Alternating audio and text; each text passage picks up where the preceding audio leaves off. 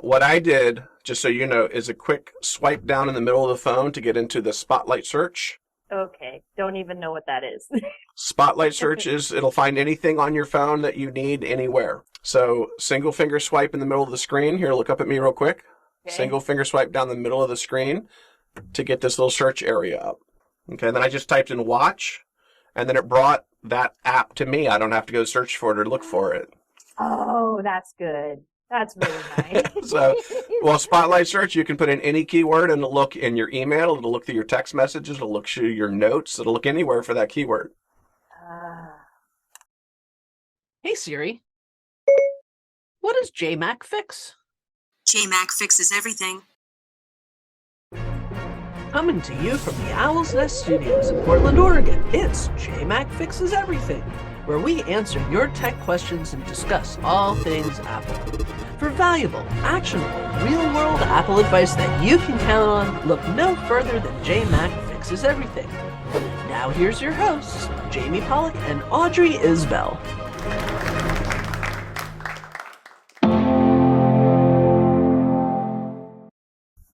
So, hey, everybody. Welcome. My name is Jamie Pollock. My company is RoyalWise. You can always find us online at royalwise.com. I've got Audrey Isbell with me here today. Say hi to everybody, Audrey. Hi, everybody. And this is part 2 of our new series, and we're still batting around what this is going to look like when we're done, but I'm going to try to get a couple episodes in the can before we do anything with it. I originally was calling it The Switcher, but I think I'm going to change that. I think I'm going to call it Making the Switch I like it. to Apple. Right, so a little parentheses at the end there, but so last time we talked, we had a really good little conversation about a couple different things, and I'm just going to bring back up real quick the emotion, how we feel about our tech, the frustration of losing information that's in our brain that we've already spent time to coalesce and bring together, the peer pressure that we feel when everybody else has Apple and we don't, and like, where does that, why that pressure? What do we have to do with it? So it's been a few weeks since we talked last, and you've had your tech on your wrist and in your hand. Why don't you give me an update on how are you feeling? Let's get back to that emotional concept first. It still is very emotional because there's moments when I'm, at home late in the evening, I'm finally able to relax and, play a game on my phone or check in with friends, do some text messaging, that kind of thing. And I'm still finding myself do the knee-jerk reaction of, it doesn't work that way. Last time you said, why did I do this to myself? Why did I do this to myself, and why isn't this working? Mm-hmm. And so there's definitely still a lot of moments of frustration where I'm just not used to the tech. Okay. Yeah. Okay. Just to kind of keep that gauge on where you're at, because again, my job is soon to be trying to smooth some of these things over for you. Are you glad you did it? Are you not glad you did it? Where are you on the rainbow I'm very glad that I did it. There's uses that I'm getting out of it right now that I perhaps didn't need before in my previous world of things, but I need them now. So why don't you give me just like one or two examples? What's this phone allowing you to do now that you weren't doing previously? Okay, so I do a fair amount of driving right now, and I've come to realize that I can answer a call on my watch. There we go. That's fun. Yep. My husband will check in with me and say, hey, are you on your way home? That kind of thing, and Mm-hmm. I don't have to go trying to figure out, okay, did I remember to put my phone, in a hands-free spot? I'm not digging in a purse. I'm not digging in my coat. I don't know. I may be showing my age, but do you feel a little Dick Tracy at that point? Yeah. Do you know what that means at all? Is I that totally know what that means. Yeah. Dick Tracy or even Inspector Gadget. Right, maybe that's a little bit more modern. Thanks for digging me out of that hole. But yeah, a lot of my older clients, that's what they say. It's like all of a sudden I answer on my watch, and they're like, "Are you Dick Tracy? What are you doing?" 100%, yeah, and so that has been really, really useful. Good. And I also use the watch for an alarm to get me out of bed because it has the vibrational. The tapping, the tapping, yeah, whatever that is. Well, okay, so that's actually let's make sure we hit the technical terms. That's called haptic. So so when you think of taptic, right? It's tapping, right? It's taptic. It's called the haptic engine, HAPTIC, haptic engine. Okay. Yeah, it sounds a weird term. Why did they change the tap? I don't don't know what you just said. Well, there's no such thing as tap. The taptic isn't a word. I don't know. Taptic is not a word. Haptic is actually a word based on the technology. Oh, gotcha. So the haptic engine is what taps you on your wrist. Okay. Well, are you wearing your watch at night then? You sleeping with it? I am most of the time. Okay. I will say that I don't love to wear it every single night, partially just because my wrist gets tired of that, right?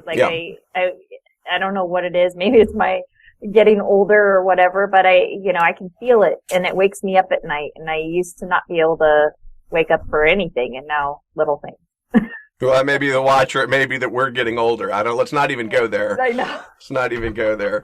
Have you happened to go into the phone and look in the health app and check your sleep stats? You know, that's a new feature that they're doing where you can actually look at how long did you sleep, how many times did you wake up. I'm not sure I have the same app that you're talking about. I think I had mentioned in the last episode or whatever when we did this last time that my husband has been an Apple user for a long time, and so one of the first things he learned was monitoring the sleep and all that, and so he kind of pointed me to an app and got me going with that. And, Yep.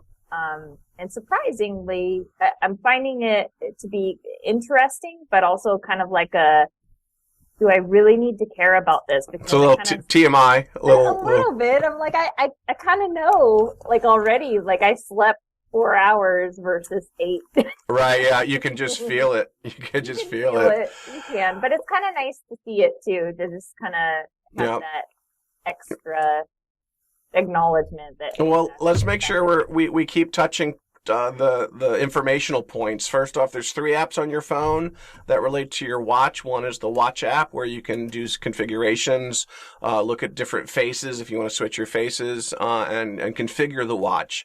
The second one is the health app, and that's the one that's pulling data from the watch into the health app, so you can how many steps did I take, or what was my heart rate, or different things like that. And the third app is the fitness app, and so it does feed into and connect with the fitness app also, especially if you have an iPad. The new Fitness Plus, if you're doing yoga or stretching or HIIT exercises and stuff like that, then that's going to directly link to the fitness app, but also pulls stats from the fitness app into the health app. So there is a little kind of an ecosystem on the phone that links into the watch for that. Awesome. So, and I think I said before, my number one watch use is a timer in the kitchen when I'm cooking. Set a timer for 10 minutes when I've got to stir the pasta or making a cup of coffee in the French press. Let me know when 5 minutes is up so I don't oversteep my coffee.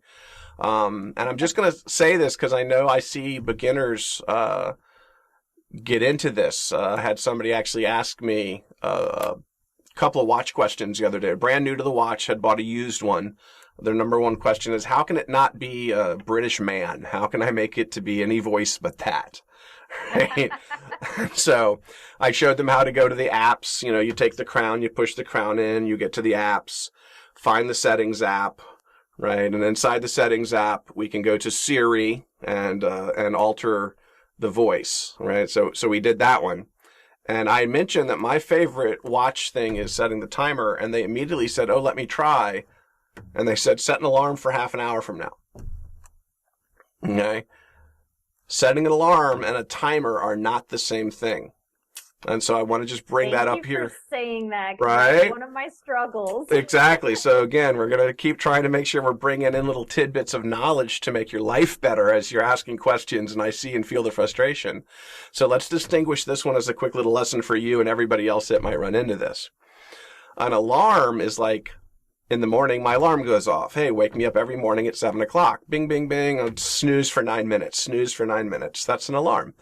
A timer is in 9 minutes, just go bing, bing, bing, and we're done, right? There's no snoozing. There's no nothing. It's just like set a timer. And so the other thing that's tricky is if you tell the watch to set an alarm, it's going to set it and then keep it in a list of alarms that you've created over time. And then eventually you go into the clock or the alarm area, and there's like, why are there like 57 alarms for all these weird times? You know, and why are they still there? And then you've got to audit that and delete and clean up and maintain it, right? Where you've really kind of distinguished what is it you're trying to do. If I'm just boiling water and I put pasta in and I need to pull the pasta out in 10 minutes, I'm setting a timer for 10 minutes. So it's very important to stick with your terminology, really. Terminology is important with Siri and voice control, and to a certain point, dictation even, right? Because if I say new line versus new paragraph, I'm getting something different depending on what I just said. Right. Right. And so where does reminders fit into all of that? Is it an alarm? Is it a timer? Okay, so now we're going to get a little deeper because also you get confused between a reminder in the Reminders app versus an alert on a calendar event. Oh, no. There's like 4 terms on this. There's a few different. Reminder, alarm, timer. Yep, exactly. And all of these feel time-based. Okay, so a reminder is a to-do list item, right? Remind me to lock the gate. Remind me to go to the grocery store. Remind me I've got to meet Audrey at 3:30 for this webinar or whatever it happens to be. Now, for the Reminders app or the to-do list, the cool thing about reminders is that you can make them location-based or time-based. Okay. So first, location-based. Remind me to call my client when I get home.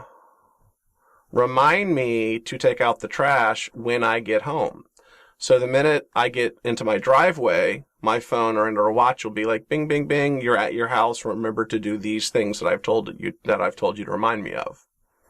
So it senses when you're home? It's using the location services and the GPS to tell where you are. Oh my gosh. Another command you can use is remind me to call Audrey back when I leave here. Where's here? Doesn't matter. But if I'm not here anymore and I'm moving over there, then my watch or phone should say, hey, remember to call Audrey back. Wow. Right? Okay. I use that one all the time because I drive around in my car going to clients and people call me and I answer the phone hands-free, but then I can't type anything in or set an appointment or do anything. So when I get off the phone, I just say, remind me to call so-and-so when I get home. Remind me to do this when I get home. And so I just make a quick to-do list on the fly that is location-based. Okay, and Different so location just turned on by default? Like, how Well, do I know if that's on? But there's a couple different. So on the phone, here, we'll pull a phone up and I'll just show you where this is. And how does it know if it's my home versus somewhere else that I frequent? We won't say the bar. Okay, let me get my iPhone up here and I'll show you where the location services is. Okay, you can see my phone now? Yep. Okay. So in the phone, we're going to go into the settings application. And we want to check into the privacy area right here, privacy. And the very top one is location services. Okay, and then it says on. As long as location services is on, this means that this app can access the GPS function of the device. That's what a location service is. Now, in my beginner's class, we make fun of this because the question it asks is, can I use your current location? Nothing sounds more Big Brother than can I use your current location? People are like, I don't want to be tracked. I don't want my location on a server somewhere. But that's not really, it's not Big Brother. And I also make the joke when I'm teaching the younger kids, they're like, oh, I love that show. Big Brother's awesome. And I'm all like, no, read a book. Like you need to get a book under you. So here's a list of apps that I can say never use, always use, and or use while I'm using. When I'm using the app, you can leverage the GPS. I think I just started hitting while I'm using the app because I honestly did not really understand or know what this was. Absolutely fine. And it is. Can this app use the GPS? Now, rule of thumb for me is most apps are fine because that's what the phone's good for. I want to find a restaurant within 3 miles of me. Yelp needs to use GPS. I want to see a movie at a movie theater nearby. Fandango needs GPS. Okay. What I don't like, my rule of thumb, is no social media. I don't want, when I post to Facebook, I don't want it to tag it from Seattle. I see. Okay. Right? When I'm publishing to the internet, when I'm posting to social media is when I shy away. So my social media apps can't use location services because if I'm not in my hometown because I'm traveling, I don't need everybody on Facebook to know I'm not home. Right. So for me, that's just kind of something I watch out for. Well, see, and for me, there's like obvious ones, like the maps one, that's pretty obvious. It wants to use a GPS or your location to help you navigate. Yeah, the Maps app would be absolutely useless, right? Right. But some of these other ones are just like, well, why does it need that? And so if you're not sure why, then maybe you say no or never. Yeah. Okay. And you can always change it later. So now I'm just real quick, I'm in the Watch app. Okay, and because I don't want to, I'm not sure where I keep the Watch app in here. I think it's over in this fitness area here. Boom. Watch app. What I did, just so you know, is a quick swipe down in the middle of the phone to get into the Spotlight search. Okay, don't even know what that is. Spotlight search is, it'll find anything on your phone that you need anywhere. So single finger swipe in the middle of the screen. Here, look up at me real quick. Okay. Single finger swipe down the middle of the screen to get this little search area up. Do you have to be on the home screen first? Yes, you need to be on one of the home screens. I got it. Yep. Hey. Okay, then I just typed in watch, and then it brought that app to me. I don't have to go search for it or look for it. Oh, that's good. That's really nice. So, well, Spotlight search, you can put in any keyword, and it'll look in your email, it'll look through your text messages, it'll look through your notes, it'll look anywhere for that keyword. Okay, so I'm going to go into the Watch app, scroll down from the main screen until we see privacy again, and we'll see if we see location services in here. We don't.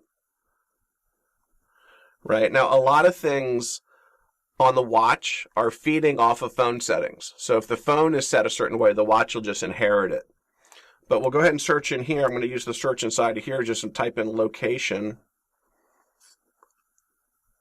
And the only thing that's referring to location is current location in the weather area. So this must leverage whatever I've let the phone do, the Watch can do too. Does that make any sense to you? Yes. But... So here's the thing is if I scroll down, here's all the settings that the Watch comes with just defaultly because I'm on an iPhone and I have a Watch. Okay. Right, the map setting, the messages setting, all that kind of stuff.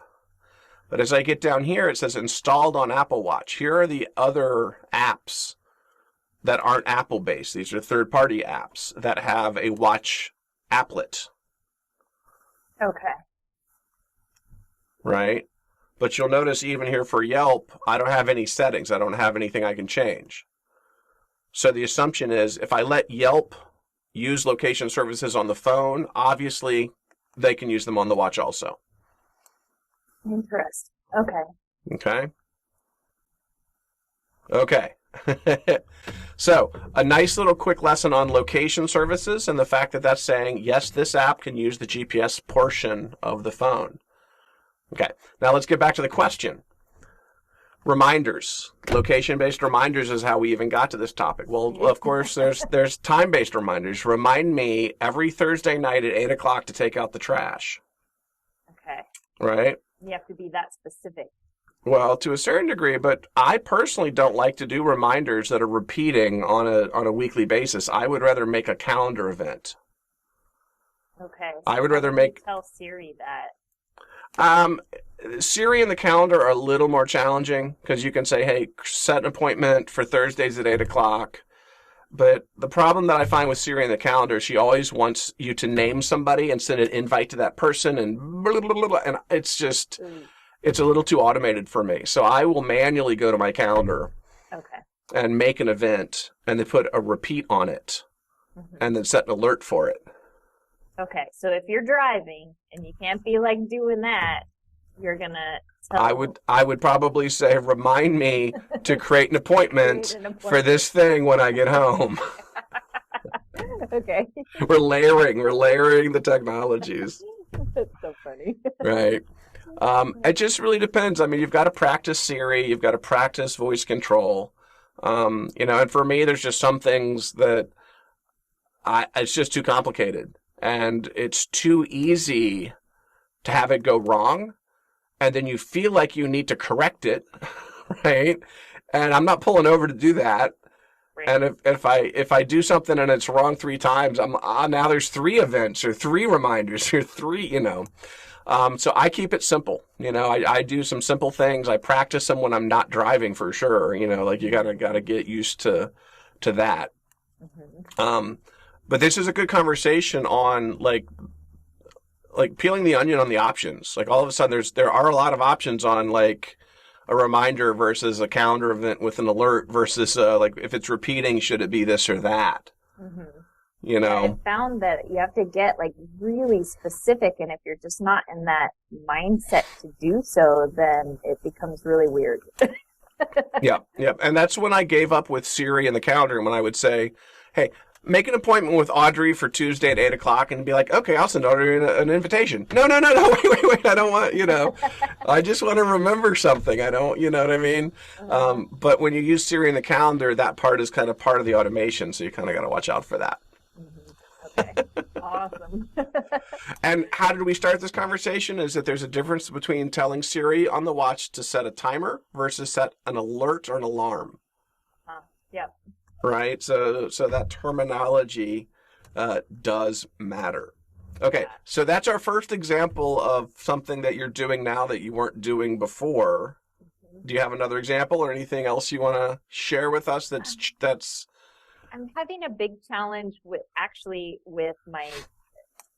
the muscle memory, I guess I should say, because it seems like that everything is backwards, and maybe this is like the apples, the oranges coming from an Android to, iPhone and all that kind of stuff. But when I swipe, I'm like swiping in the completely opposite direction of what I meant to do.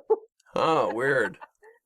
But when you're in an app, like if you're in Facebook, it should be all the same, right? Facebook isn't platform; it's not different on which one you're on. Like maybe it's the operating system, or I don't know if I'm speaking the tech. No. I so let me address one thing that, again, I can't change it for you, but I can help you understand it. Yeah. And sometimes when we can get our brain around it, then our physical body might be able to juggle differently or whatever. Yeah. One of the biggest challenges with newer technology, and this is something that Apple's changed, specifically when you're on a trackpad, like a laptop trackpad, and you're swiping with a couple fingers to scroll. So you're talking about swiping and scrolling and things like that. Right. I'll just even go ahead and let's demo this so we see it. Okay. So I've got a scroll bar here on the right side, yes? And if I click it and I drag it, I'm dragging it in what direction? You're dragging it down. And what's happening to the page? The page is scrolling upward. Going upwards, right? Right.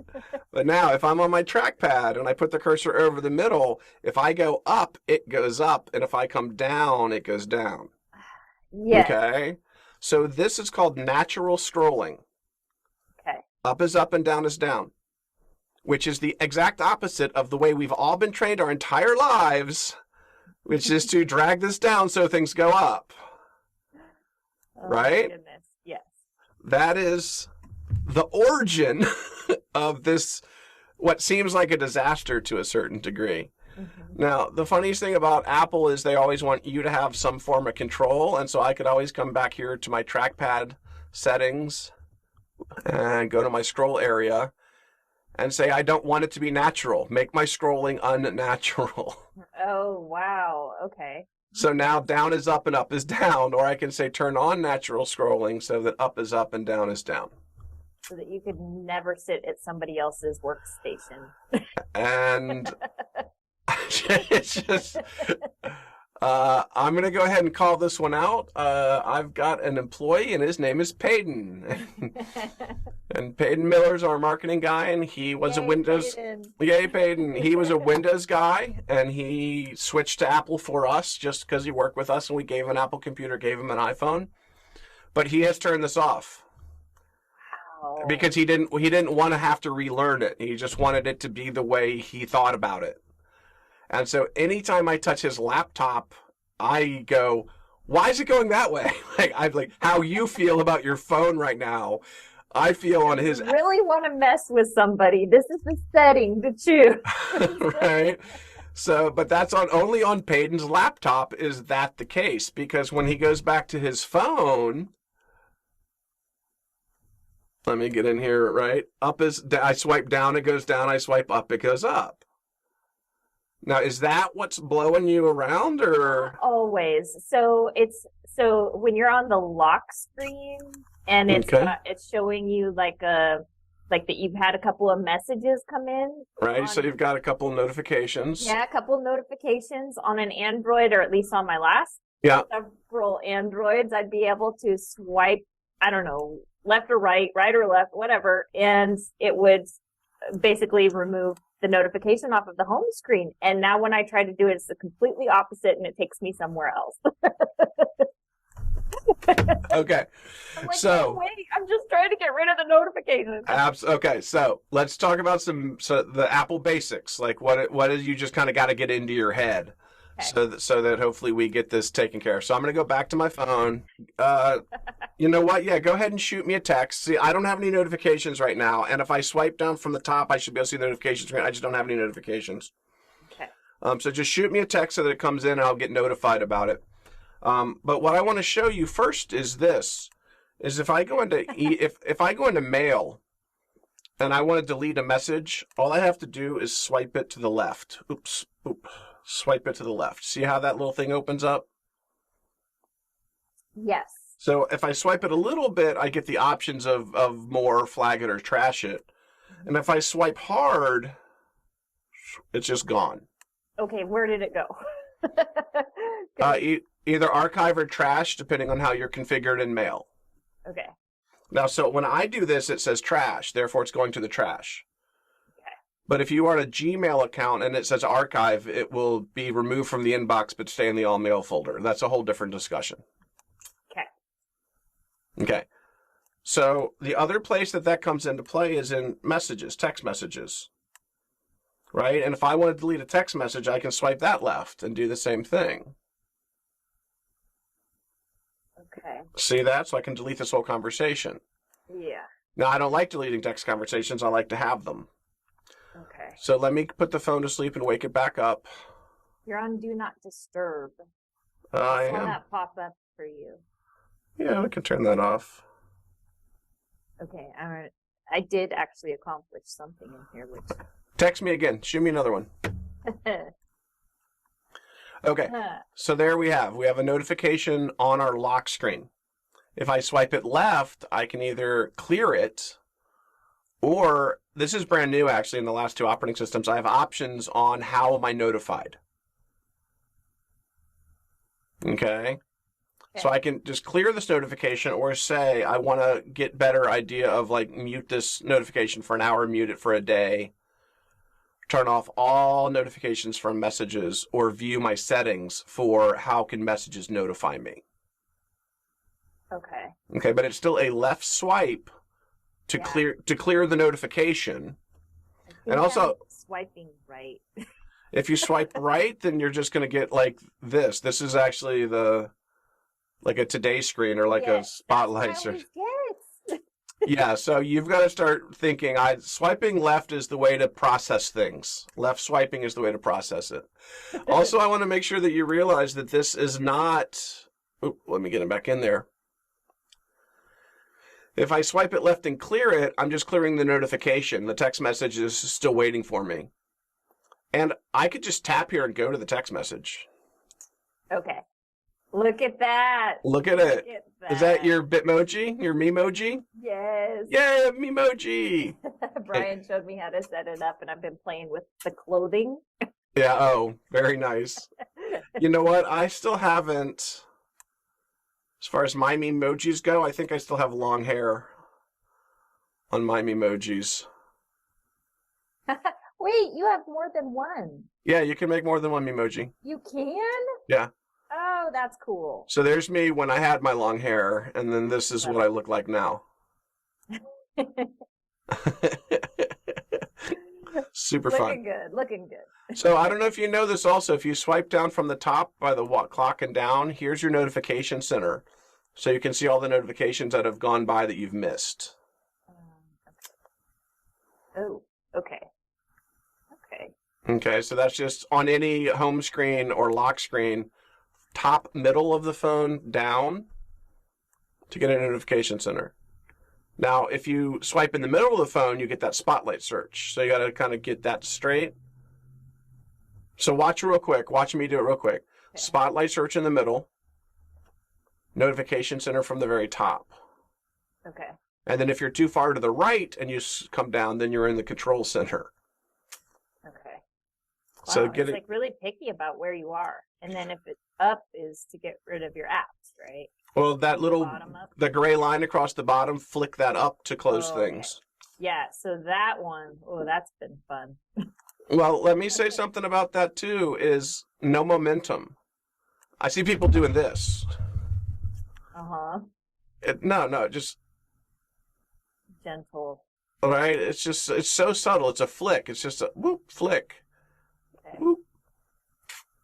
Now, here's the other distinction too, is if I just flick up, I've closed the app. Right? Or, excuse me, put it in the background. Okay. But if I swipe up and pause for a second, that's when I'm in the app switching area where I can close apps. Okay. Are you used to that yet? Yeah, I've been closing the apps. I wish they had to close them all at once option, but you can close all Safari tabs. You can't close all apps. It doesn't work that way.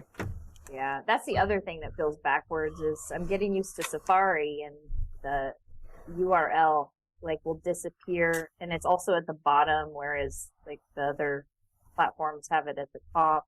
That's brand new and that just showed up in the last operating system. Apple just changed that on us.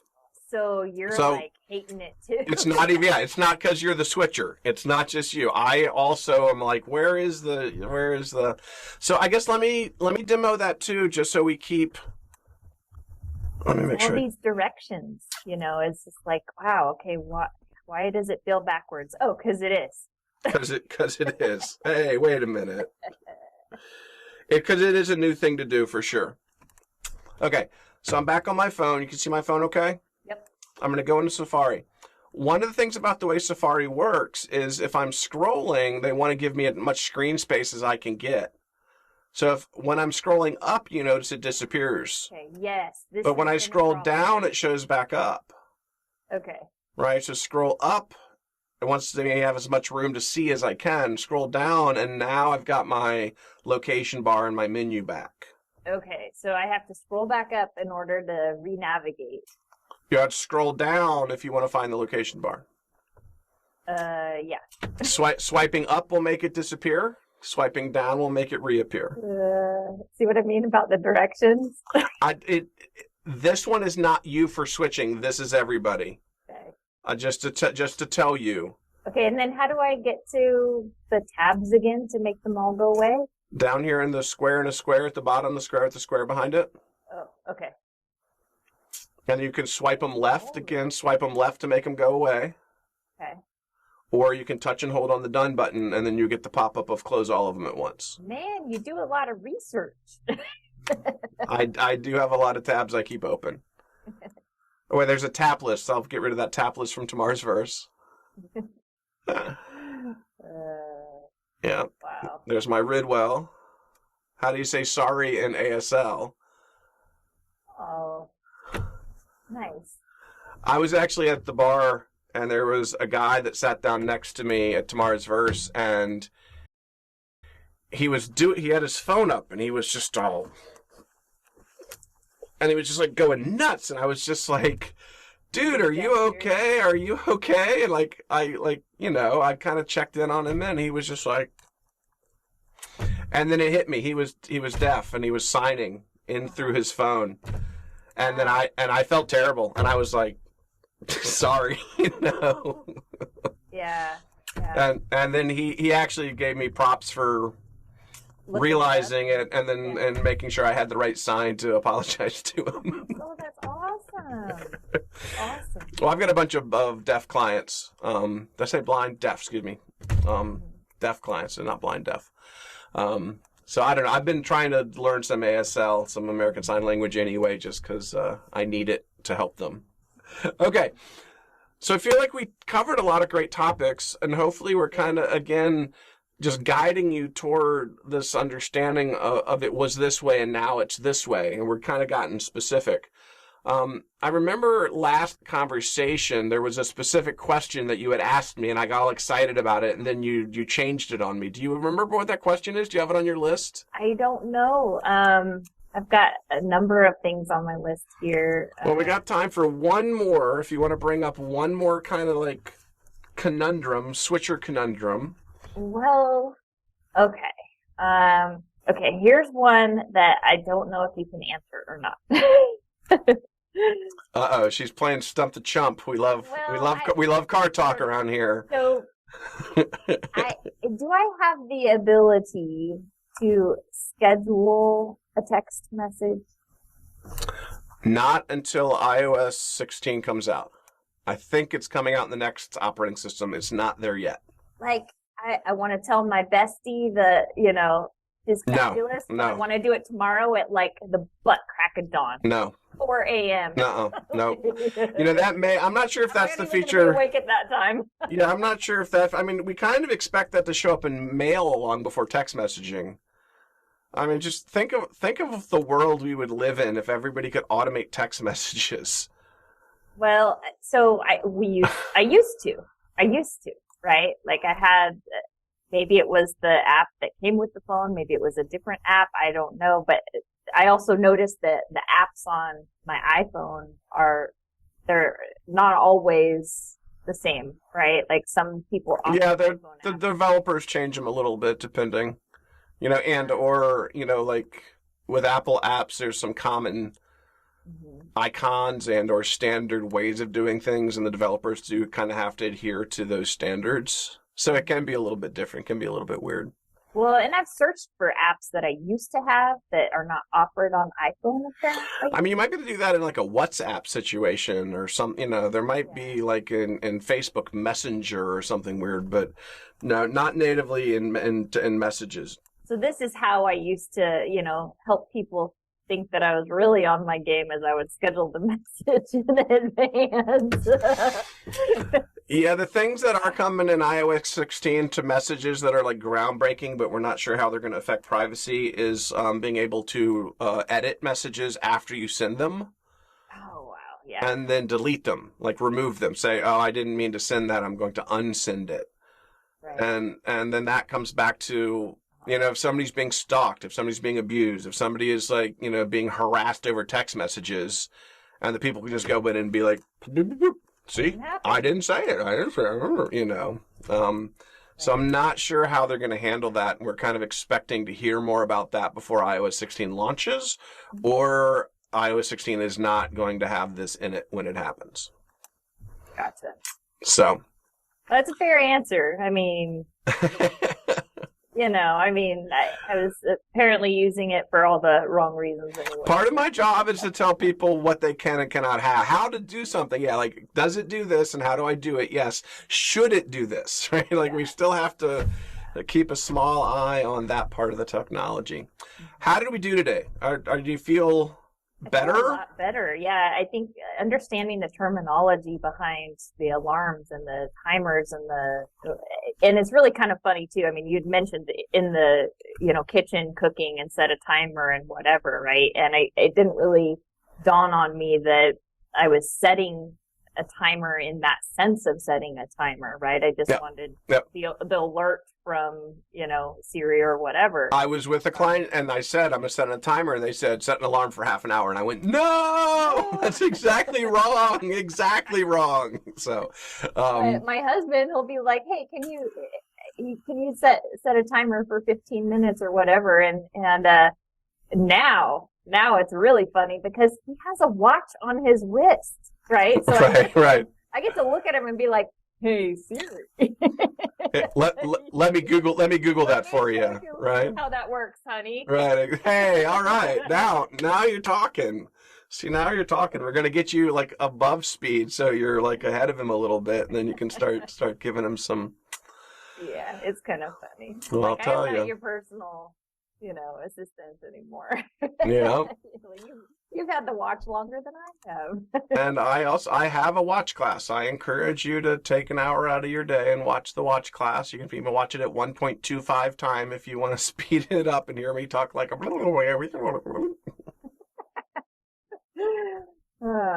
Did we cover whether or not I got the right one? Did we cover that last time? We did talk about that last time, and just to remind you, the hard drive space is the only concern I normally have. When you're buying a new phone, the version isn't even that important. Do you have a high enough level camera that you're happy with it? All the cameras are awesome.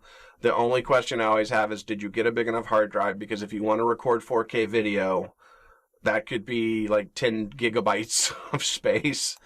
But honestly, they don't make below 128 anymore. Like 128 gigs is the smallest hard drive that a lot of the phones can have. Yeah. So if you get the iPhone SE, I think maybe you can get a 64 gig drive or something like that. But almost everything else is 128, then higher.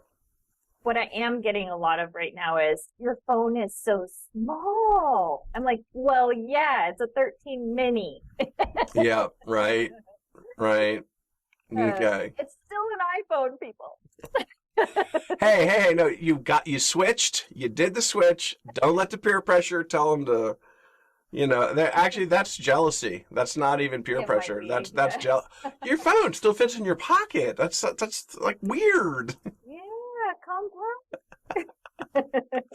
Okay, with that, I want to thank Audrey for spending the time with me and being my test subject, my switcher, willing to come with her questions and guide all of us. Right, this is really for everybody that is thinking about doing it, has done it, doesn't want to do it. Whatever. And so if you're watching this, feel free to throw some comments or questions down in the bottom, and we'll try to make sure that we circle back around. And if we don't answer them in the comments, we'll do it in the next episode. And again, I'm Jamie. I'm royalwise.com. If you want to know more, come by royalwise.com and look at our on-demand video learning classes. The Royal Wise Owls is our on-demand web-based learning solution, and it has hours and hours and hours of available content where you can learn everything we talked about and more. And Audrey, we will see you next time making the switch. All right. My iPhone's only responding when I say Shirley instead of Siri. I think I left it in airplane mode. Well, that's it for today, everybody. If you have any questions, leave them in the comments, and maybe we'll answer your question in the next episode of jMac Fixes Everything. Thanks.